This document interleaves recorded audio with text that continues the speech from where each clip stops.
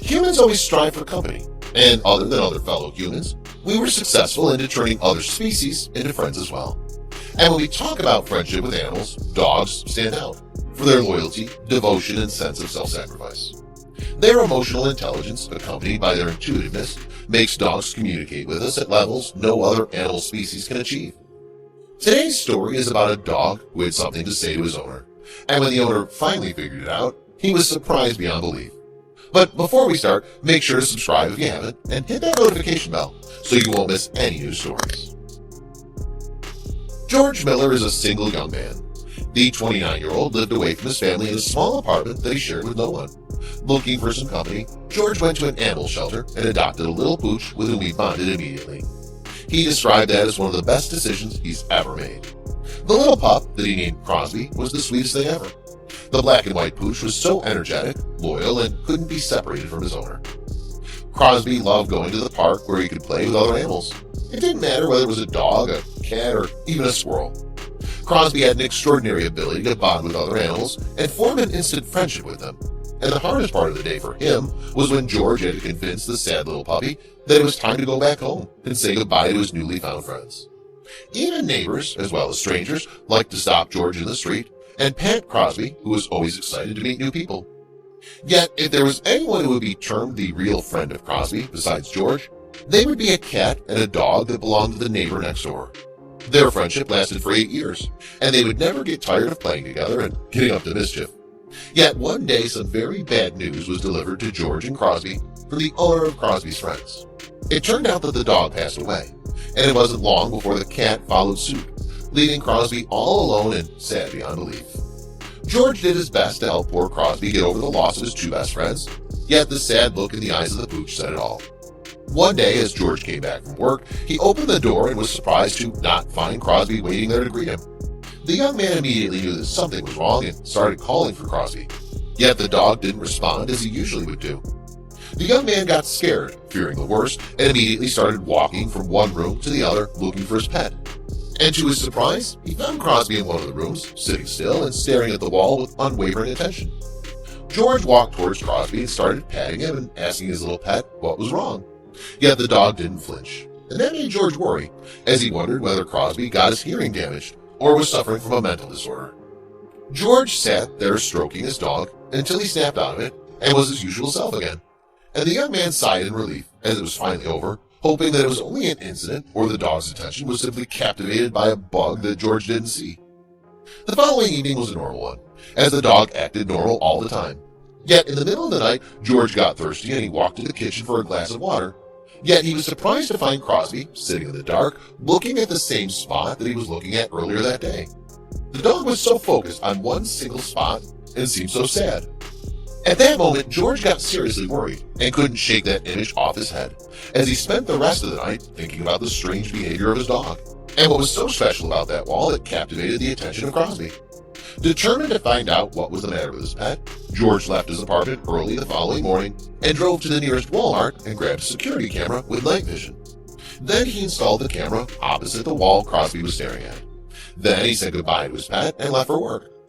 George left the camera there for a couple of days, and whenever he checked the footage, he noticed something strange. Crosby hanged around that wall when George was out, but the dog would only sit in that spot and stare at the wall in that way when George entered the room. George spent hours thinking about the reason for which his dog would do that. Was the dog trying to tell him something? Or Crosby was just trying to mess with his owner? After a while, George knew that the only way to find out is by taking action, and so he walked to the wall and started feeling around it, trying to detect anything strange about it. As he was doing so, Crosby started moving around him playfully and barking, as if encouraging him to do something George couldn't understand. Crosby wasn't that excited since his two friends passed away. George noticed that and decided to examine the wall even more carefully. And when he placed his head against the wall, he heard something like a movement and froze in his place, wondering what might that be. George looked with his eyes wide, full of surprise, as Crosby was trying to tell him about that all along. As George passed his hand over the wall, a loose piece of wood paneling at the base of the wall fell over, revealing a fist-sized hole in the wall.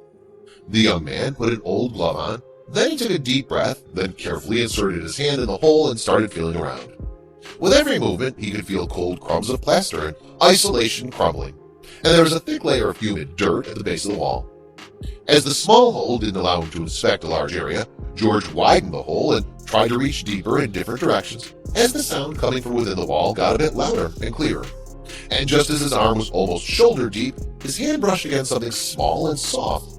And at that moment, Crosby let out a high-pitched whine as if encouraging his owner to continue.